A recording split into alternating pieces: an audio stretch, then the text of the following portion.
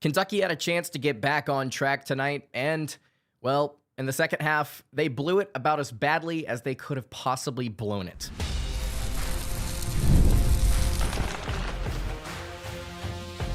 You are Locked On Kentucky, your daily podcast on the Kentucky Wildcats, part of the Locked On Podcast Network, your team every day. All right, what's going on, Big Blue Nation? You know what's going on. Welcome on into Locked On Kentucky, your daily Kentucky Wildcats podcast. I'm your host, Lance Dawe, and on tonight's episode of Locked On Kentucky, we're going to be recapping Kentucky basketball's 67-64 loss to the North Carolina Tar Heels inside Rupp Arena. Cats now fall to 5-3 on the season, losing all three of the games that matter so far.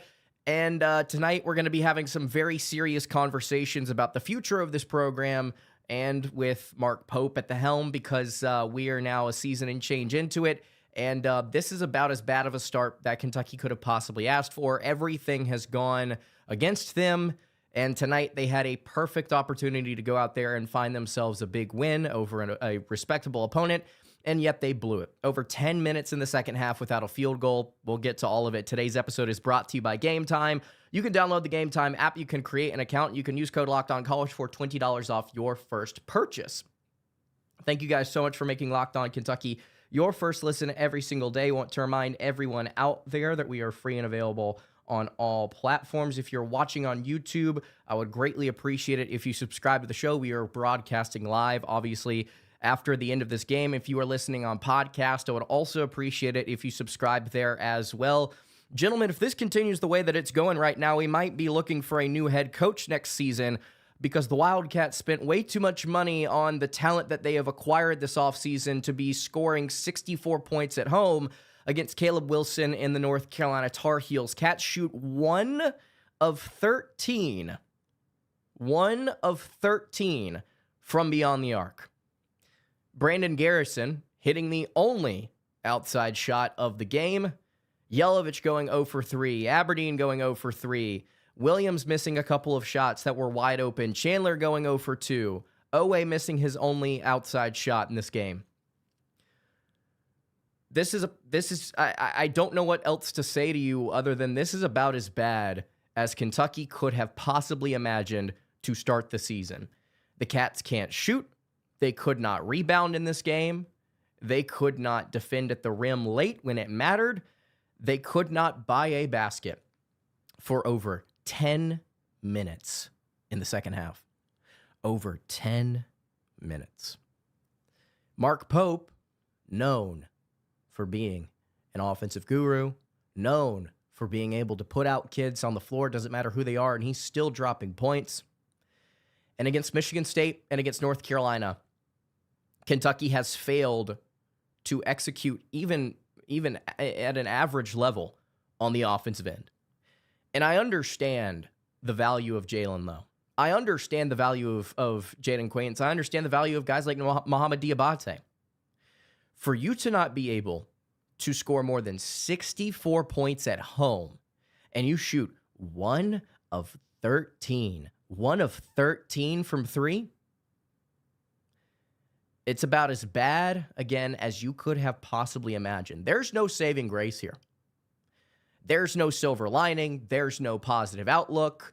The reality is, in their current state, Kentucky is a bad basketball team.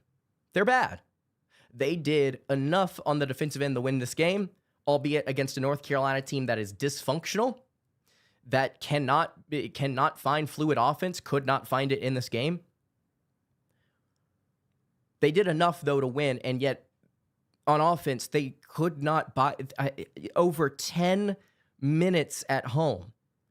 And to pile on top of it, you've got Jay Williams blabbing his mouth in the background. They're showing Duke highlights in between commercial breaks. They're doing everything they can to really hammer down on Kentucky in this broadcast, to criticize them, to ridicule them, to make fun of them. And honestly, right now, it's deserved. This team sucks. There's no other way to put it. And there are people surrounding me that are saying, you just got to stay positive.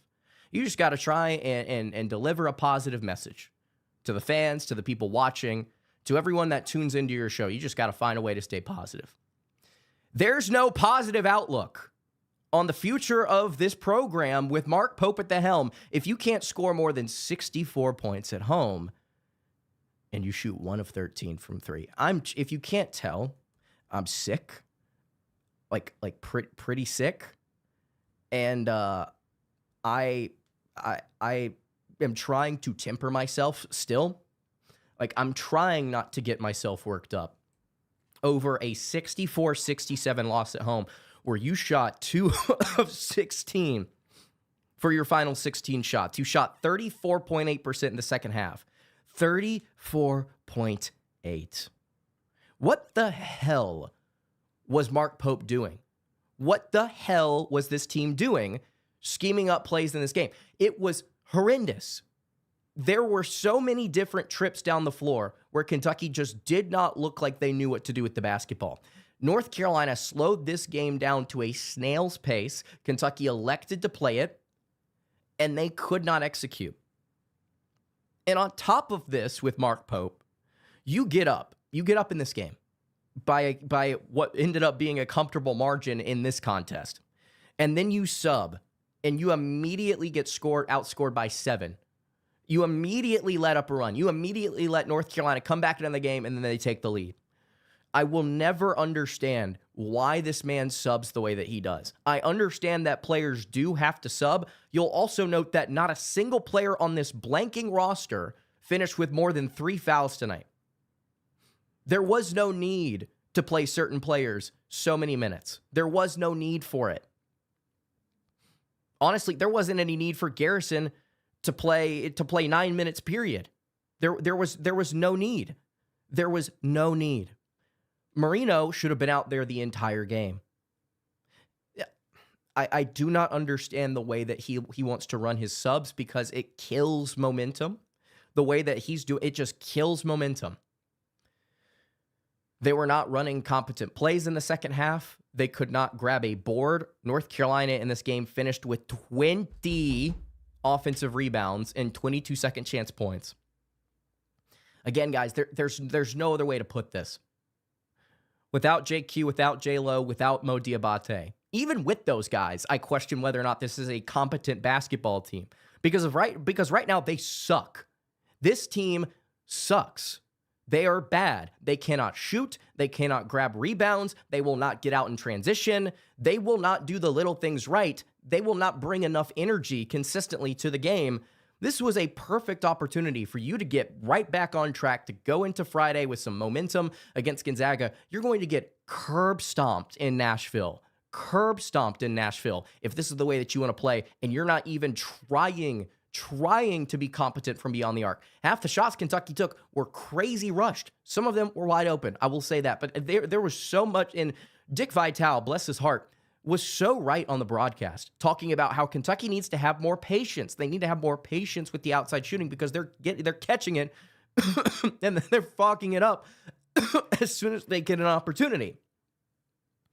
This was a pathetic excuse for a performance tonight against another blue blood and against another respectable opponent. You could not do anything right.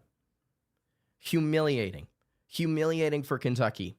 And there's no positive end in sight, at least not that I can see. We'll continue to break this down. I am just at a loss right now.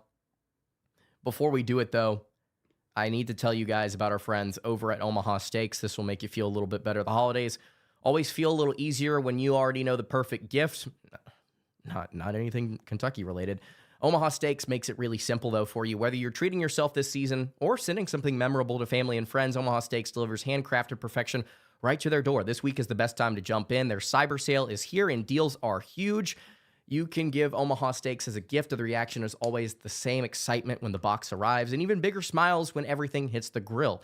Quality is exactly what you hope for. It's incredibly tender steaks, rich flavor, and meals that make hosting or weeknight cooking easier. The variety is underrated. Steaks, burgers, comfort meals, sides, desserts. It's one of those gifts that truly fits anyone. It's the right kind of gift that brings people together. You could save big on unforgettable gifts with Omaha Steaks.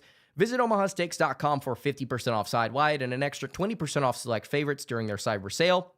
And for an additional $35 off, use promo code COLLEGE at checkout. That's omahasteaks.com, promo code COLLEGE. Terms apply. See site for details. All right, continuing along here on tonight's episode of Locked On Kentucky.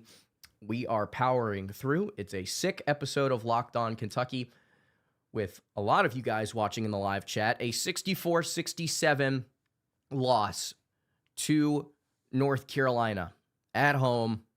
A game that Kentucky plays so poorly on the offensive end. Cats dropped to, shockingly, not that far. They dropped to 15th in the Ken Palm ratings.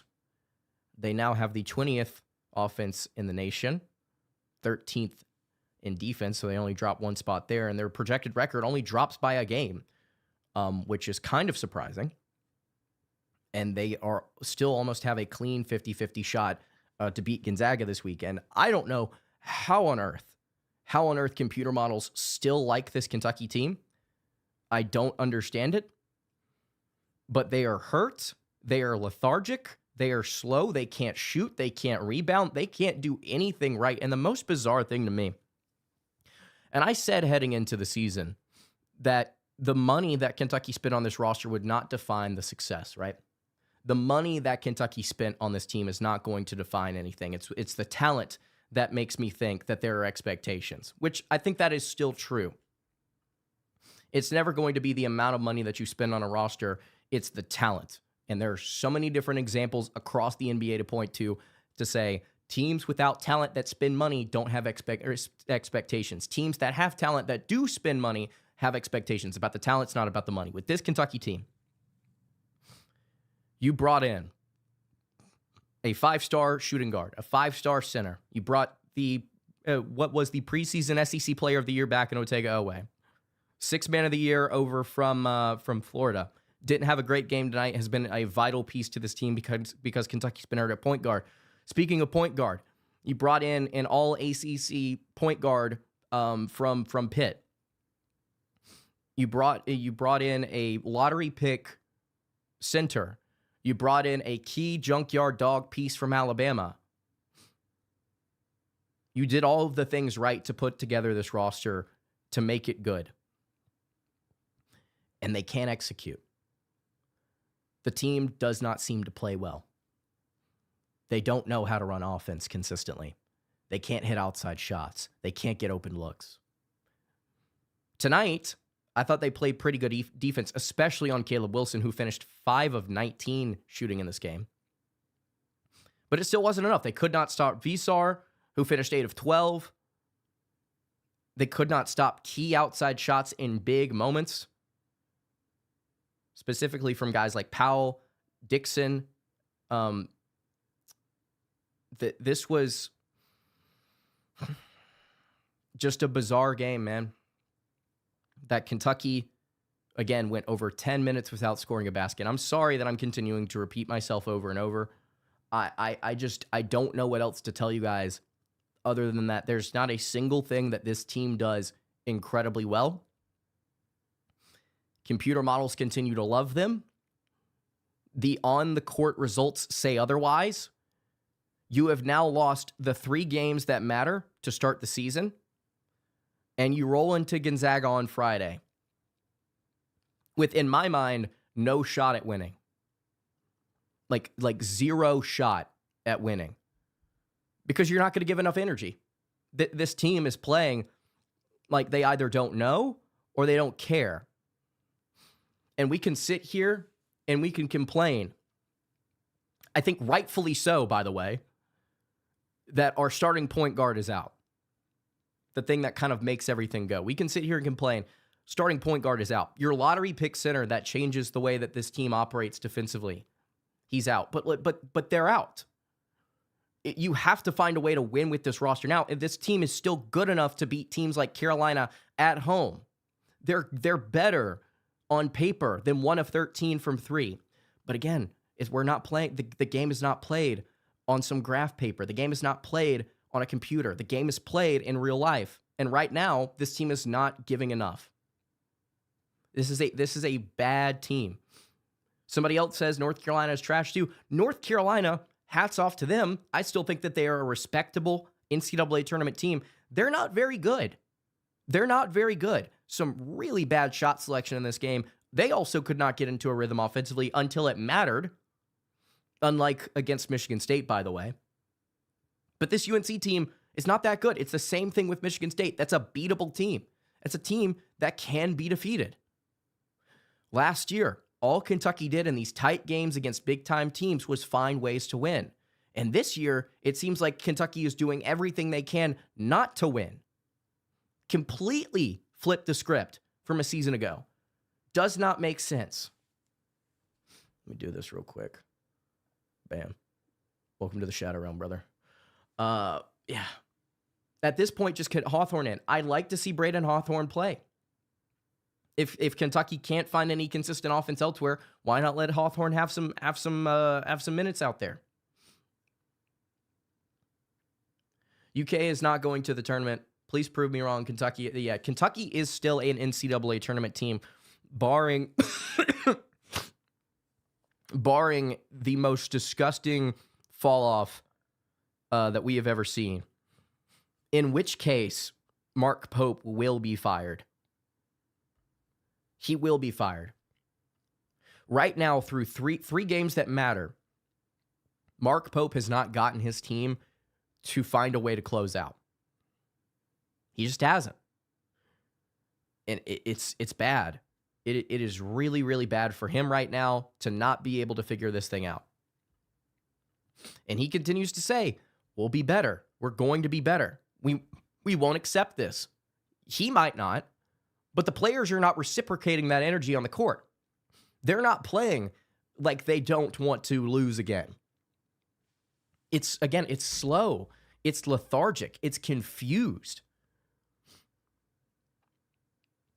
Mitch has to go also. He will. He's going to soon. Just because he's here right now, he's not changing the game right now for Kentucky. But he will retire soon.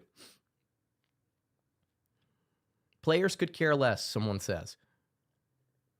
Kentucky ain't making the tourney unless something drastically clicks. No, I disagree. See, that's where I think that's the line is drawn.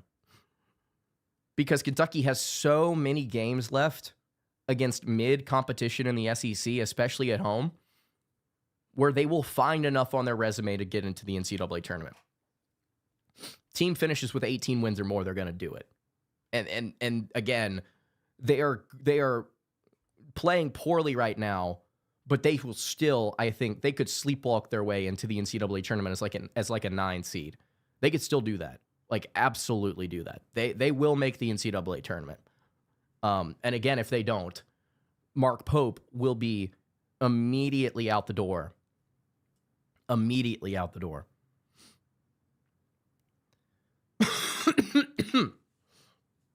Y'all throwing Kentucky under the bus. Brother, they've thrown themselves under the bus 3 separate times this year. What do you mean throwing them under the bus? They have actively gone out of their way to play as pitiful as possible. Ken Palm's for nerds who never played. You should tell that to the NCAA tournament committee, Skaggs. You should tell that to the people that actually put this tournament together. You should tell that to the analysts at ESPN that have played the game for decades that talk about Ken Palm. And again, like I just said, Kentucky's not living up to the computer model's expectation. It's not just Ken Palm, by the way.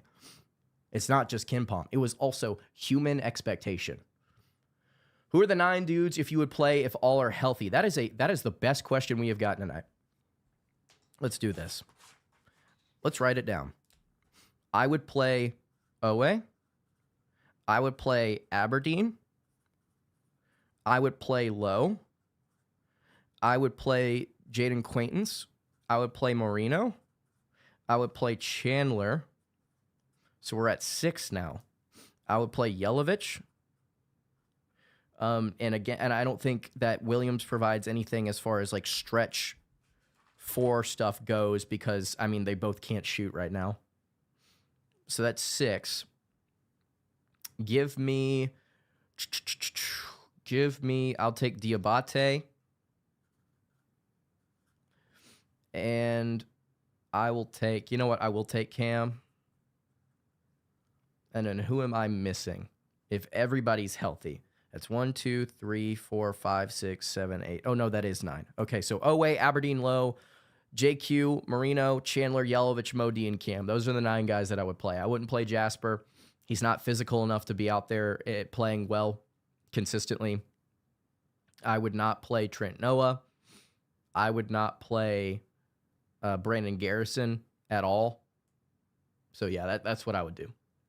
Why are we giving Garrison so many minutes? And that's funny considering 9 minutes tonight was clearly too much. 9 minutes was clearly too much tonight. There were so many different places that you could go to that he changed the game negatively. The only good thing he did was make that 3. Lucky shot. He missed a free throw in the first half. He had a turnover in the first half. He missed a point-blank shot at the rim late in the first half. He turned the ball over in a crucial moment in the second half where Kentucky had gone on a 5-0 run. And then Kentucky proceeded to kind of fall apart after that point. That was actually basically the turning point at that point in the second half. I genuinely think Reese Potter would help this team. I know it's better to save him from next season, but this team is really bad. Considering that he is simply a 7'1" reserve, I really don't care about, at this point, what next season looks like. I would throw him out there now. Pope was mediocre at best at BYU. That's just not true. That's just not true. He was pretty good at BYU. He had like one season actually that was bad. But any 20+ win program at a Power 6 school that's good. That's not mediocre. That's good. And then he had 2 seasons where he was very, very good. And he overachieved in 3 of those 5 seasons actually. Fired a Hall of Famer for nobody. See, that's the thing. We didn't fire him. He left. And by the way, no, I don't want him back. No, I don't want him back. It would not look much different right now. Power 6, it is a Power 6. Or it was, I guess I should say. Rest in peace to the Pac-12. And when that comes back, it'll still probably be a Power 6 because the quality of team in that conference, actually, if I had to guess. But that's just speculation at that point. You could genuinely make the argument that the Mountain West is a part of the Power 6 because of just how good those programs have been. Utah State, San Diego State, Colorado State, those have been really, really good. Nevada has had their moments recently. Boise has had their moments recently. Pope is looking like a bad hire so far. He looked like a phenomenal hire coming out of last season. Right now, he is grossly underachieving, even with the players that are injured. And I don't get it. And frankly, I think that he is struggling right now to figure that out as well. They did show some improvements defensively. I will give, yes, Eric, I agree. I think that they were good enough on the defensive end to win this game, albeit against a dysfunctional North Carolina team. I do agree, though. They did show improvements. They still lost 10 games last year. So did a lot of other teams that were really, really good. That was the most difficult this conference has been, arguably ever. And then you also have to remember last season down the stretch, they had injuries. They had legitimate injury concerns against Clemson. They had injury problems against teams like Texas. They were down 500,000 players, and they barely lost that game. Still, and they also set the record for the most top 15 wins ever, or they tied the record, I should say. So yeah, it was an incredibly tough season. It was just a really tough season. Why are we not pressing and switching from zone to zone? They actually did play some zone in this game, and the broadcast talked about it. They did play a little 1-3-1 at some point. You nerd, dysfunctional. Yes, the North Carolina offense was dysfunctional. Against Michigan State, they had 9 assists. Tonight, they had 13, and most of those, again, did not come until very late, or a couple of the key ones did not come until very late. They don't pass the ball well. They can't get to the paint as effectively as they would want to as the tallest team in America. Caleb Wilson shot 5 of 19 tonight. They looked dysfunctional on offense. They scored 67 points. It's reality. Last year's team was way better than this, and they were banged up. They also were more experienced than this, and they had an identity.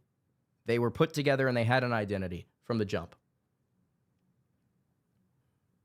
Do you really think JQ will make that much of a difference? I'm curious. I think that he will make that much of a difference on the defensive end because I think his ceiling is higher than Marino's, just as an overall player right now, and Marino has played it very well. And then also it removes the ability for Pope to play Garrison at all, which, as we saw again in this game, 9 minutes was enough to teeter to teeter the game in North Carolina's favor in several key spots. So you get a lottery pick that is at worst a very good defender, at best the best in college basketball, and then also it prevents you from playing other guys' minutes that are bogging this team down. So I think it does impact you, especially whenever you get into SEC play, because there are a lot of teams right now in this conference that just aren't shooting very well. There's some teams that are shooting hot, but teams like Florida are not shooting well. Bama is not shooting very well from beyond the arc. So there are gettable games where you can kind of spread things out a little bit and you can kind of anchor down in the paint. If JQ gets to play, would you go Twin Towers with him and Marino? You might if JQ can show some sort of face-up game, but I wouldn't bank on it.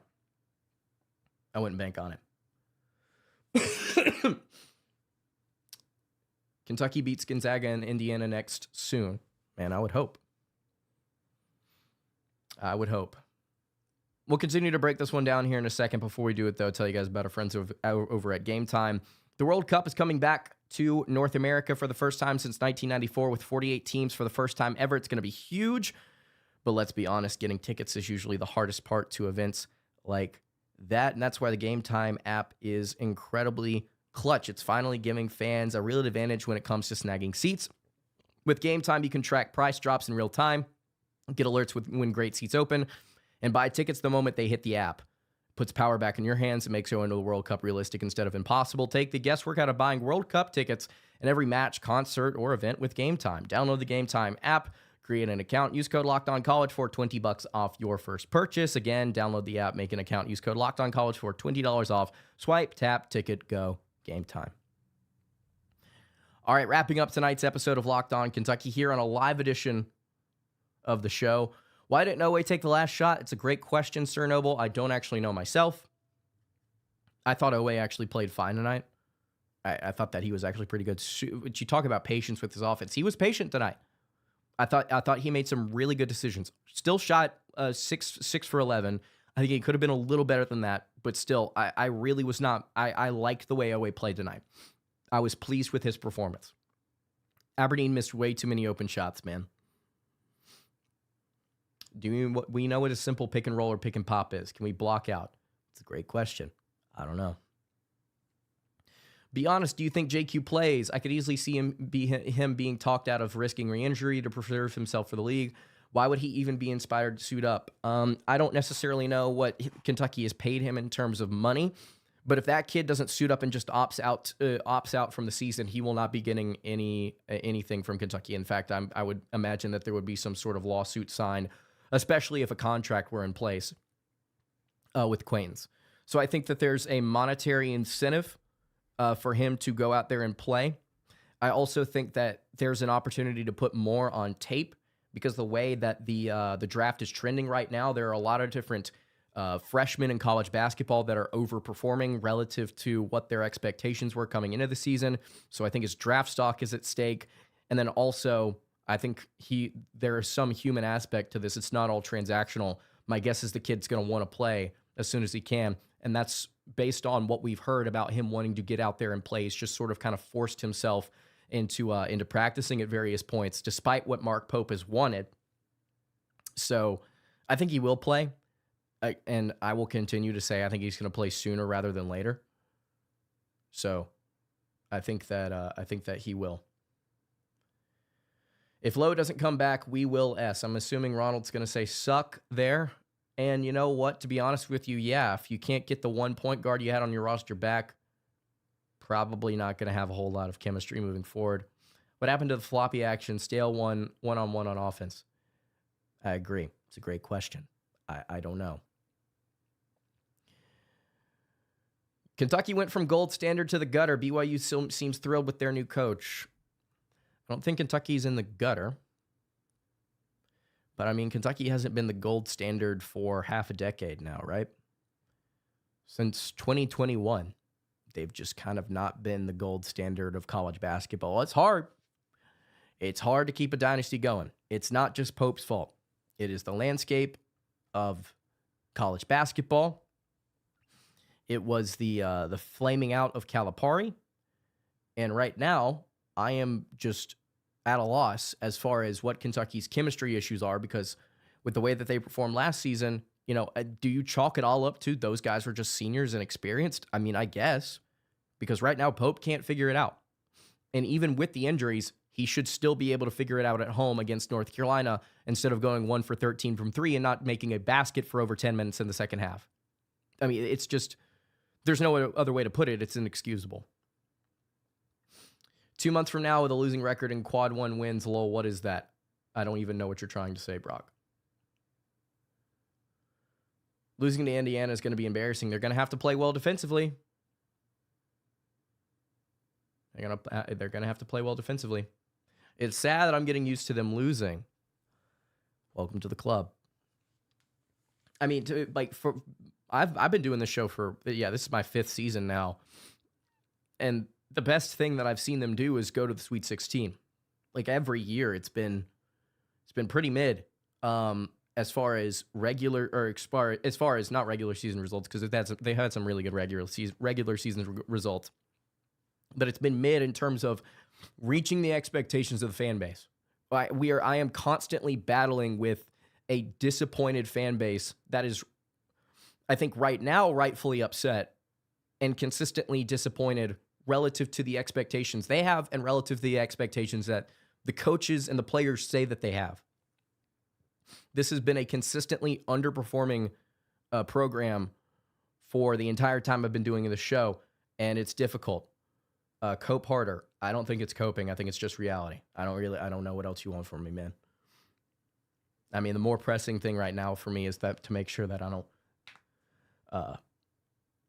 that the sickness that I currently have does not get worse. That's kind of priority number 1 for me. Priority number 2 is figuring out what on earth you can do on offense if you're Kentucky. I'm not going to lie. That is legitimately priority number 2. I can't say that, peanut butter, but I find that funny. This team won't win 17 games. I think they will. I just don't know. I don't know what the ceiling is, man, because I want it to be, make your way through the second weekend of the NCAA tournament, and anything is literally possible after that. But you can't knock down outside shots. It's going to be a tough year. Of course, you're not going to go 1 for 13 every game. So, $22 million buys you trash. 3 players out right now. They're not performing. I think that these kids getting paid, I don't think it's a bad thing. I think that the way that they're getting compensated and the expectations following that might be something that we have to question moving forward. Because if you're just giving them all of this money up front, there's no pressure to perform well. I mean, you have to go out there and suit up, but there's no pressure to try and win. So, team was so hyped up before the season. True. We should have paid Dan Hurley. They tried to. It's not that they didn't. They tried to. Last year, Ortega was the guy when we needed a bucket. Go get it. Rotation is killing this momentum. I agree. We need Jay Wright. He's not coming out of retirement. He said no. This is what we're stuck with.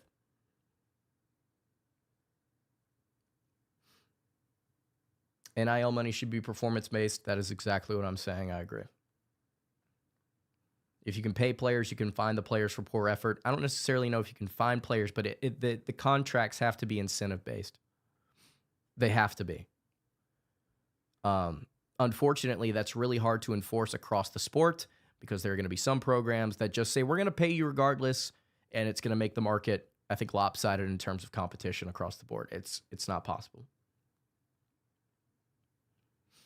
JQ's never going to play a minute of Kentucky basketball. I don't think you could be more wrong about that. And I understand a lot of y'all are upset. A lot of y'all are frustrated. Look, I am too. I just don't have the energy to consistently express it right now.